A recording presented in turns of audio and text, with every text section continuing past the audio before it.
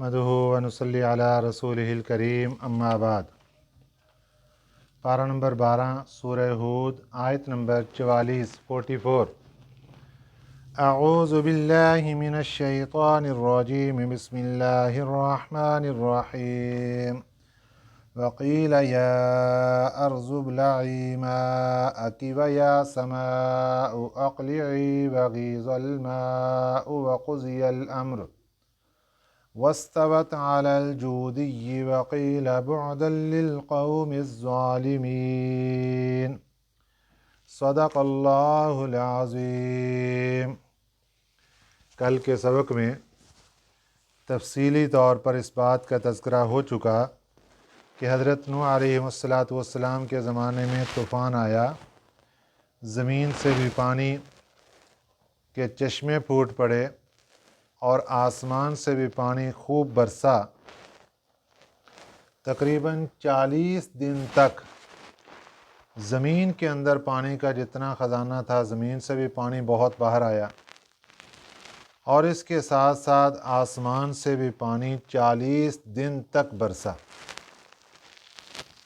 और पानी की ये हालत हो गई कि जो उस वक़्त की बुलंद तरीन चोटियाँ थीं, उस ज़माने में हर चोटी से 25 फुट 20 फुट पानी ऊपर चला गया। गोया कि पानी का मैदान ही नज़र आ रहा था, किसी पहाड़ की चोटी बाकी नहीं रही कि जिसके सर पर पानी न गुजरा हो। हज़रत नूह अलैहिस्सलातु वस्सलाम और आपके मानने वाले ये सब के सब एक कश्ती पर सवार थे, जो कि एक बहरी बेड़े की शक्ल में चल रही थी। पूरा एक पहाड़ नज़र आ रहा था, वो एक बहुत बड़ा बहरी बेड़ा था, हज़रत नूह अलैहिस्सलातु वस्सलाम ने तैयार फरमाया था। तकरीबन 6 महीने तक ये कश्ती पानी के ऊपर चलती रही और मुख्तलिफ मकामात से ये कश्ती का गुज़र हुआ। मक्का मुकरमा जहाँ पर बैतुल्ला था, हज़रत आदम अलैहिस्सलातु वस्सलाम के हाथों अल्लाह ताला ने बैतुल्ला की तामीर करवाई थी। सबसे पहले फ़रिश्तों के हाथों हुई, फिर हज़रत आदम अलैहिस्सलाम, फिर हज़रत शीसा अलैहिस्सलाम के हाथों। वो जो बैतुल्ला उस वक़्त तामीर था, जब तूफ़ान आया तो अल्लाह ताला ने बैतुल्ला की इमारत को ऊपर उठा लिया। निशानदही मौजूद थी, तो अल्लाह ताला के हुक्म से इस कश्ती ने बैतुल्ला का तवाफ़ किया। उसके बाद और मुख्तलिफ मकामात पर कश्ती का जाना हुआ। 6 महीने तक ये कश्ती पानी पर तैरती रही। इस कश्ती के चलने का जो आगाज़ हुआ वो माह रजब की 10 तारीख को हुआ। 10 तारीख को ये लोग कश्ती पर सवार हुए थे और कश्ती चल पड़ी। 6 महीने तक ये कश्ती पानी के ऊपर चलती रही। 10 मुहर्रम को यौम आशूर था कि जब ये कश्ती जूदी पहाड़ पर जाकर रुक गई, वहाँ ठहर गई जाकर। तो अल्लाह ताला के हुक्म से जब ये कश्ती जूदी पहाड़ पर जाकर रुक गई, तो हज़रत नूह अलैहिस्सलातु वस्सलाम ने, चूँकि ये 10वीं मुहर्रम का दिन था जब अल्लाह ताला ने इनको जूदी पहाड़ पर ठहराया और कश्ती का क़याम हुआ 6 महीने के सफ़र के बाद, तो हज़रत नूह अलैहिस्सलातु वस्सलाम ने उस दिन शुक्राने के तौर पर रोज़ा रखा। मुहर्रमुल हराम की 10 तारीख को कश्ती में जितने आदमी सवार थे उन्होंने भी रोज़ा रखने का हुक्म दे दिया गया, उन्होंने भी रोज़ा रखा। बाद रवायात में यहाँ तक आता है कि जो जानवर थे कश्ती में सवार, उन्होंने भी उस दिन का रोज़ा रखा। और ये जो यौम आशूरा का मुहर्रमुल हराम की 10वीं तारीख का रोज़ा है, ये उसके बाद यहूदियों ने इसको अपनाया کہ بنی اسرائیل کو اللہ تعالیٰ نے نجات عطا فرمائی تھی محرم الحرام کی 10 تاریخ کو، لہذا ہم شکرانے کے طور پر روزہ رکھتے ہیں۔ دین اسلام کا جب آغاز ہوا تو اللہ تعالیٰ نے رمضان المبارک کے روزے فرض کرنے سے پہلے یوم عاشورہ کا روزہ فرض کیا تھا۔ ابتدائی اسلام میں، ہمارے دین میں یوم عاشور کا روزہ فرض قرار دیا تھا۔ بعد میں جب اللہ تعالیٰ کی طرف سے رمضان المبارک کے مہینے کے روزے فرض کر دیے گئے تو پھر یوم عاشور کا روزہ اس کی فرضیت ختم کر کے اس کو نفلی روزے کا حکم دے دیا گیا۔ تو اس طریقے سے حضرت نوح علیہ السلام نے یوم عاشور کا روزہ شکرانے کے طور پر سب سے پہلے رکھا۔ تو اللہ تعالیٰ قرآن پاک میں یہ بات ارشاد فرما رہے ہیں کہ آسمان سے پانی برسا، زمین سے نکلا، وقیلا، اور حکم دیا گیا، یا ارضو، اے زمین، ابلعی ماءکی، نگل جا اپنا پانی۔ اللہ تعالیٰ نے زمین کی تہہ میں پانی سٹور کیا ہوا ہے، اور جب انسان کو جہاں چاہتا ہے وہاں پر وہ پانی اس کو نکال کے استعمال کر لیتا ہے، چاہے فصلوں کے لیے ہو، پینے کے لیے ہو، کسی کام کے لیے بھی ہو۔ تو اللہ تعالیٰ نے زمین کو حکم دیا کہ تیری تہہ کے اندر جو ہم نے پانی اتنا سٹاک کیا، خزانے نکال دے باہر۔ نکال دیا گیا۔ اب اللہ تعالیٰ زمین کو حکم فرما رہے ہیں، جب طوفان ختم ہو گیا، فرمایا وقیلا، اور حکم ہوا، یا ارض ابلعی ماءکی، اے زمین اپنا پانی نگل جا، جو تو نے پانی باہر نکالا ہے اپنا پانی واپس لے لے۔ وَيَا سَمَاءُ، اور اے آسمان، اقلعی، تھم جا۔ اے زمین تو اپنا پانی نگل لے، اے آسمان تو تھم جا،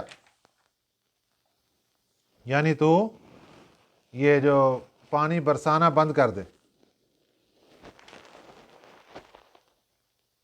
وغیض الماء، اور پانی خشک کر دیا گیا۔ غیضہ کا معنی سکھا دیا گیا، خشک کر دیا گیا پانی۔ وقضی الامر، اور ہو چکا فیصلہ۔ الامر کام، فیصلہ جو اللہ کی طرف سے مقرر تھا، جن کو غرق کرنا تھا، وہ سب کچھ مکمل ہو چکا۔ واستوت علی الجودی، اور کشتی ٹھہری جودی پہاڑ پر جا کر۔ جودی پہاڑ یہ عراق، ملک عراق اور موصل کے قریب ایک پہاڑی لمبا سلسلہ ہے آرمینیا کا۔ وہاں پر ایک سلسلے میں ایک پہاڑ ہے، جودی پہاڑ، وہاں پر جا کر یہ کشتی ٹھہری۔ وقیلا، اور حکم ہو گیا، بعدا للقوم الظالمین، دور ہو جاؤ للقوم الظالمین، ظالم قوم سے، یعنی رحمت کی دوری ہوئی ظالم قوم سے۔ جتنے بھی ظالم لوگ تھے، گناہ گار تھے، اللہ نے سب کو ختم فرما دیا۔ اب یہ جو طوفان تھا، اس کے بارے میں ایک سوال یہ ہے کہ کیا یہ کوئی مخصوص علاقہ تھا وہاں پر آیا تھا یا پوری دنیا میں؟ تو بعض مفسرین کہتے ہیں کہ یہ کچھ علاقے پر آیا تھا، لیکن اکثر کی رائے یہ ہے کہ یہ پوری دنیا پر طوفان آیا تھا۔ سب کو اللہ تعالیٰ نے ختم کر دیا، اور جتنوں کو زندہ رکھنا مقصود تھا ان کو اللہ تعالیٰ نے زندہ باقی رکھا۔ یہاں پر ایک مسئلہ یہ ذہن کے اندر رکھیے کہ اللہ نے زمین کو خطاب فرمایا کہ تو اپنا پانی واپس لے لے، آسمان کو حکم دیا کہ تم یہ جو بارش کا سلسلہ ہے تھم جا، بارش کا سلسلہ بند کر دے۔ تو سوال یہ ہے کہ زمین اور آسمان، کیا ان کے اندر عقل و شعور ہے؟ کیونکہ قانون یہ ہے،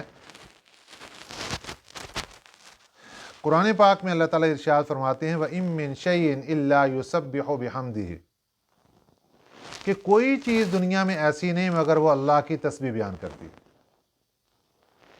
اور تسبیح بیان کرنے کے لیے، حمد و ثنا کرنے کے لیے معرفت کی ضرورت ہے، اور معرفت موقوف ہے عقل و شعور پر۔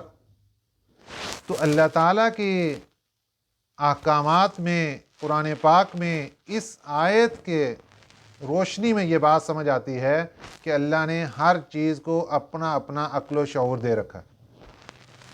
ہاں کسی کے پاس زیادہ ہے، کسی کے پاس کم ہے، تمام مخلوقات میں سب سے زیادہ عقل و شعور اللہ نے انسان کو دے رکھا ہے۔ اسی طرح زمین کو بھی اللہ نے عقل و شعور دیا، اس کو بھی اپنی معرفت اور پہچان کروائی ہے۔ آسمان کو بھی اللہ تعالیٰ نے اپنی معرفت اور پہچان کروائی۔ ہمارے سامنے یہ چیزیں بے جان نظر آتی ہیں، لکڑی بے جان پڑی ہے، لیکن وہ اللہ کی مخلوق ہے، اللہ نے اس کو پیدا کیا اور اللہ نے اس کو اپنی معرفت بھی سکھائی ہے۔ ہمارے نبی صلی اللہ علیہ وسلم کے معجزات میں ہمیں کیا کچھ نظر نہیں آتا؟ کہیں لکڑی بولتی نظر آ رہی، کہیں پتھر بولتا نظر آ رہا ہے، کہیں درخت چلتا ہوا نظر آ رہا ہے۔ یہ سب چیزیں ہمیں بتاتی ہیں کہ ہر چیز کو اللہ تعالیٰ نے معرفت، عقل و شعور دیا ہے، لیکن وہ کس انداز سے، وہ اس کے راز و نیاز اللہ کی ذات ہی جانتی ہے۔ تو اسی طریقے سے یہاں اللہ تعالیٰ نے زمین و آسمان کو بھی عقل و شعور دیا اور ان کو حکم دیا، اور اسی وقت جیسے حکم ہوا زمین نے اپنا پانی واپس لے لیا، آسمان تھم گیا، اور جو بارش کا سلسلہ تھا وہ رک گیا۔ اب پچھلے سبق کے اندر آپ نے پڑھا تھا کہ حضرت نوح علیہ السلام کی کشتی جیسے ہی چلی ماہ رجب کی 10 تاریخ کو، تو آپ کی نظر پڑی اپنے بیٹے کنعان پر، تو آپ نے اس کو سوار ہونے کا حکم دیا کہ آ جاؤ بھی ہمارے ساتھ، لیکن وہ کہنے لگا کہ مجھے پہاڑ کی چوٹی بچا لے گی، میں وہاں چلا جاؤں گا، کشتی پر سوار نہیں ہوا۔ اس موقع پہ حضرت نوح علیہ السلام نے پھر اللہ تعالیٰ کی طرف رجوع کیا اور دعا کر دی۔ وَنَادَى نُوحٌ رَبَّهُ، وَنَادَى اور پکارا، نوح حضرت نوح علیہ السلام نے، ربہ اپنے رب کو، فقال عرض کیا، ربی اے میرے رب، ان ابنی من اہلی، بے شک میرا بیٹا میرے اہل میں سے ہے، میرے گھر والوں میں سے۔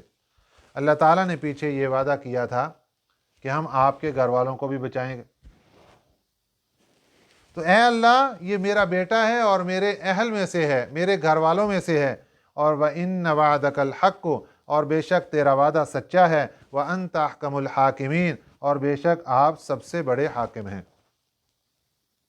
دعا کیا کر رہے ہیں کہ اے اللہ میرے بیٹے کو بھی بچا لو۔ اب یہاں پر مفسرین اکرام کی 2 رائے ہیں۔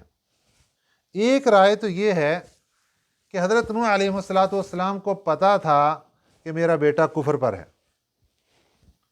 اللہ تعالیٰ سے ایمان مانگ رہے ہیں اس موقع پر کہ اے اللہ تو میرے بیٹے کو بھی ایمان دے دے، تو احکم الحاکمین ہے، تیرے اختیار میں کون سی کمی ہے، میرے بیٹے کو ایمان کی دولت دے کر ہمارے ساتھ جہاد میں سوار کر دے۔ ایک قول تو یہ۔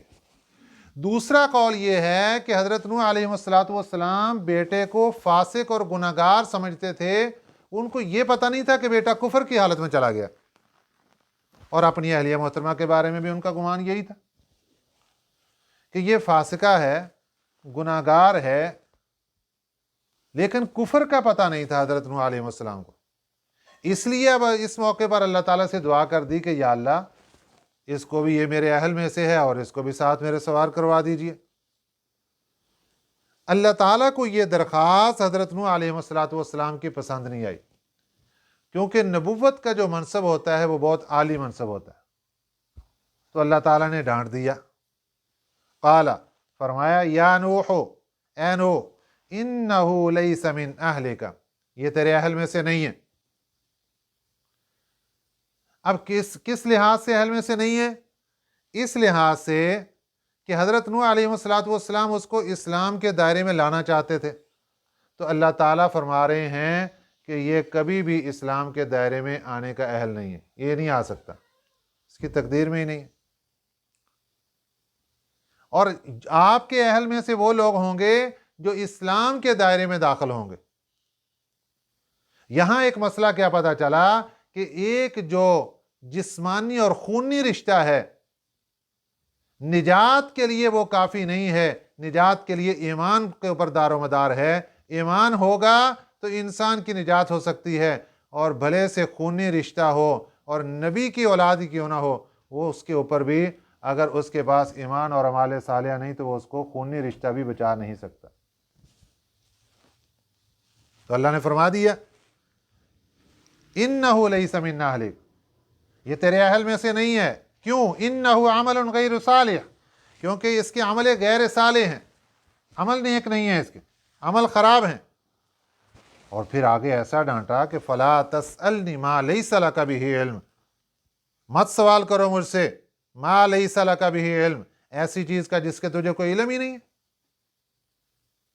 اب نبوت کے منصب پر فائز تھے حضرت نوح علیہ السلام، اس لیے اللہ تعالیٰ نے ناراضگی کا اظہار فرمایا کہ آپ نے اتنے بڑے منصب کے اوپر بیٹھ کے مجھ سے ایسی چیز کا سوال کیوں کر دیا جس کا آپ کو کوئی علم نہیں۔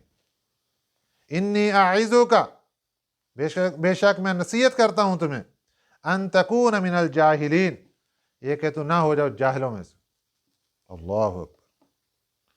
قال، حضرت نوح علیہ السلام نے عرض کیا، ربی، اے میرے رب، انی اعوذ بک ان اسألک، میں آپ کی پناہ چاہتا ہوں اس بات سے کہ ان اسألک، میں آپ سے کوئی سوال کروں، ما لیس لی بہ علم، جس کا مجھے کوئی علم نہ ہو۔ اے اللہ میں معافی چاہتا ہوں، مجھ سے غلطی ہو گئی۔ تو حضرت نوح علیہ السلام نے اللہ تعالیٰ سے معذرت کر لی اور عرض کیا، وَإِلَّا تَغْفِرْ لِي، اگر آپ نے مجھے نہ بخشا، وَتَرْحَمْنِي، اور آپ نے میرے اوپر رحم نہ کیا، أَكُن مِّنَ الْخَاسِرِينَ، میں تو نقصان والوں میں ہو جاؤں گا۔ اے اللہ جی مجھے معاف کر دیجیے۔ یہ وہ واقعہ ہے کہ جب قیامت کے دن لوگ چلتے ہوئے حساب و کتاب شروع نہیں ہوگا، لوگ پریشان ہوں گے اور حضرت نوح علیہ السلام کے پاس آئیں گے تو حضرت نوح علیہ السلام یہی عذر بیان کریں گے کہ میں نے اللہ تعالیٰ سے ایک درخواست پیش کر دی تھی جس کے اوپر اللہ تعالیٰ ناراض ہوئے، اب میری ہمت نہیں ہے کہ میں اللہ تعالیٰ سے ایک اور درخواست پیش کروں کہ حساب و کتاب شروع کیا جائے۔ وہ معذرت کر لیں، پھر میرے اور آپ کے پیارے پیغمبر صلی اللہ علیہ وسلم اللہ تعالیٰ کے دربار میں سر جھکائیں گے، سر سجدے میں فرمائیں گے اور پھر اللہ تعالیٰ سے درخواست فرمائیں گے تو اللہ تعالیٰ حساب و کتاب شروع فرمائیں گے۔ اس کے بعد کشتی جا کر جودی پہاڑ پر ٹھہر گئی۔ قیلا، حکم ہوا، یا نوح، اے نوح، اہبط بسلام منا وبرکات علیک، اہبط اتر آؤ، بسلام منا، سلامتی منا ہماری طرف سے، سلامتی ہے ہماری طرف سے، یعنی اب یہ جو سارا پانی ہی پانی نظر آ رہا تھا، طوفان تھا بہت بڑا، اب ہماری طرف سے ایک سلامتی ہے، وبرکات علیک، اور برکتیں ہیں علیک، تجھ پر۔ اب اللہ تعالیٰ سلامتی کا وعدہ بھی فرما رہے ہیں اور زمین کے خزانوں کی برکتوں کا وعدہ بھی فرما رہے ہیں۔ تو حضرت نوح علیہ السلام سے بھی وعدہ فرما رہا، وَعَلَىٰ أُمَمٍ مِّمَّن مَّعَكَ، اور ان فرقوں پر، ان امتوں پر بھی سلامتی اور برکتیں ہیں، مِّمَّن مَّعَكَ، جو تیرے ساتھ ہیں، جو تیرے ساتھ دوسرے جماعتیں ہیں۔ اب یہاں ایک سوال پیدا ہوتا ہے کہ جماعتیں کون سی تھیں؟ وہاں تو 80-82 افراد تھے سارے۔ تو علماء اکرام نے یہاں بڑی پیاری بات لکھی ہے، فرماتے ہیں کہ جو 80-82 افراد تھے ان میں حضرت نوح علیہ السلام کے جو 3 بیٹے تھے، حام، سام، یافس، ان کی بیویاں بھی ساتھ تھیں۔ ان سے اللہ تعالیٰ نے انسانی افزائش کا سلسلہ آگے چلایا، انسانی اولاد یہاں سے چلی، اس لیے حضرت نوح علیہ السلام کو آدم ثانی بھی کہا جاتا۔ تو ان سے آگے جو اولادیں چلیں وہ آنے والے وقت میں ایک بہت بڑی بڑی امتیں اور فرقے، جماعتیں بننے والی تھیں، اس لیے اللہ نے فرمایا، وَعَلَىٰ أُمَمٍ مِّمَّن مَّعَكَ، اور ان فرقوں پر بھی سلامتی اور برکتیں نازل ہوں کہ جو آپ کے ساتھ ہیں۔ اب وہ فرقے سارے اسلام پر تھوڑے رہیں گے، ان میں کوئی بھٹک بھی جائیں گے، شیطان اپنی محنت کرے گا، اس لیے دوسرے فرقہ الگ کر دیا۔ وَأُمَمٌ، اور دوسرے فرقے، سَنُمَتِّعُهُمْ، عنقریب ہم نفع دیں گے ان کو، ثُمَّ يَمَسُّهُم مِّنَّا عَذَابٌ أَلِيمٌ، پھر ان کو پہنچے گا ہماری طرف سے عذاب علیم، دردناک عذاب۔ یعنی جو دین اسلام پر اور انبیاء کے راستے پر رہیں گے ان کے اوپر تو ہماری طرف سے رحمتیں، برکتیں، سلامتی، یہ وعدے رہیں گے، اور جو لوگ انبیاء کے راستے سے ہٹ جائیں گے ان کے لیے فرما دیا سنمتعہم، ہم ان کو دنیا میں کچھ نفع دیں گے، ثم یمسہم، پھر پہنچے گا ان کو، منا، ہماری طرف سے، عذاب علیم، دردناک عذاب۔ دنیا کی 4 دن کی زندگی واہ واہ بلے بلے سن کے، اس کے بعد جب ہمارے پاس آئیں گے پھر ہم پکڑیں گے۔ یہاں تک حضرت نوح علیہ السلام کا واقعہ یہ مکمل ہو گیا۔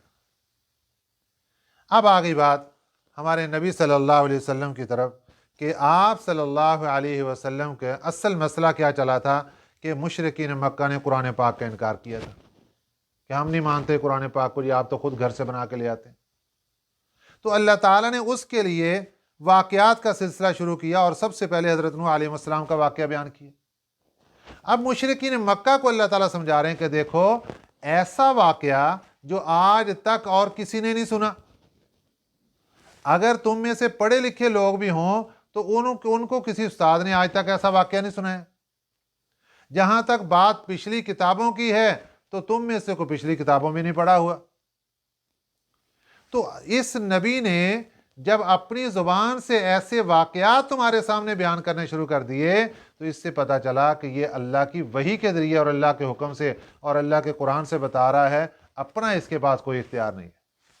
تلک من انباء الغیب، تلک اس میں اشارہ ہے، یہ من انباء الغیب، غیب کی خبریں ہیں، نوحیہا الیکا، جو ہم وحی کر رہے ہیں آپ کی طرف۔ اللہ اپنے نبی صلی اللہ علیہ وسلم کو بتا رہے ہیں کہ یہ غیب کی خبریں ہیں جو ہم آپ کی طرف بذریعہ وحی پہنچا رہے ہیں۔ ما کنت تعلمھا، نہیں تھے آپ اس کو جاننے والے، آپ کو اس سے پہلے اس کی خبر نہیں تھی۔ انت ولا قومک، اور نہ تیری قوم کو، ما کنت تعلمھا انت، آپ کو بھی اس سے پہلے اس کی کوئی خبر نہیں تھی، ولا قومک من قبل ھذا، اور نہ آپ کی قوم کو اس سے پہلے کوئی خبر تھی۔ قوم والے وہ مشرکین مکہ اگرچہ پڑھے لکھے بھی تھے لیکن آج تک کسی استاد کی زبان پر اور پیچھے اس سے وہ اپنے استادوں سے اپنے استاد کسی نے آج تک ایسے واقعہ سنا ہی نہیں تھے، پتہ ہی نہیں کسی کو۔ تو یہ اس بات کی نشانی ہے کہ ڈائریکٹ اللہ کی ذات اپنے نبی صلی اللہ علیہ وسلم کو تعلیم اور غیب کی چیزیں بتا رہی ہے۔ اے میرے نبی، آپ کو بھی پتہ نہیں تھا، آپ کی قوم کو بھی اس سے پہلے پتہ نہیں تھا۔ اب ان نشانیوں اور دلائل کے بعد یہ تصدیق ہو گئی کہ یہ قرآن پاک اللہ کی طرف سے نازل کردہ ہے، اس میں نبی کا کوئی عمل دخل نہیں ہے۔ اب اس کے بعد بھی اگر یہ کافر لوگ باتیں کرتے ہیں تو فصبر، آپ صبر کریں۔ ان العاقبۃ للمتقین، بے شک آخرت کا اچھا انجام متقی لوگوں کے لیے۔ آپ آخرت کی طرف توجہ کریں، ان کی باتیں سن کے پریشان نہ ہوا کریں، اللہ تعالیٰ ان سے خود ہی نمٹیں گے اور آخرت کے اندر ان سے سوال و جواب ہوگا کہ تم نے نبی کو پریشان کیوں کیا۔ تو قرآن پاک کی تصدیق بھی اللہ تعالیٰ نے فرما دی، اور حضرت نوح علیہ السلام کا واقعہ بتلا کر ہمیں یہ بات سمجھا دی کہ دیکھو 950 سال تک حضرت نوح علیہ السلام نے دعوت و تبلیغ فرمائی، جنہوں نے مان لیا اللہ نے اس کو بحری جہاز میں سوار کر کے سب کو بچا لیا، اور جنہوں نے نہیں مانا ان سب کو اللہ تعالیٰ نے غرق کر کے ڈبو دیا۔ تو ہمیں کیا سمجھا دیا کہ ماننے میں خیر ہے، اگر تم مان لو گے اپنے نبی کی بات کو، قرآن پاک کی بات کو، تو تمہیں بھی اللہ بچا لے گا، دنیا میں بھی بچائے گا، قبر میں بھی بچائے گا، حشر میں بھی بچائے گا، جنت پہنچائے گا۔ اور اگر تم نے نہ مانا، دنیا میں بھی پکڑے گا، قبر میں بھی پکڑے گا، حشر میں بھی پکڑے گا اور جہنم میں پہنچائے گا۔ اللہ تعالی ہمیں صحیح سمجھ نصیب فرمائے، آمین۔ وما علینا الا البلاغ المبین۔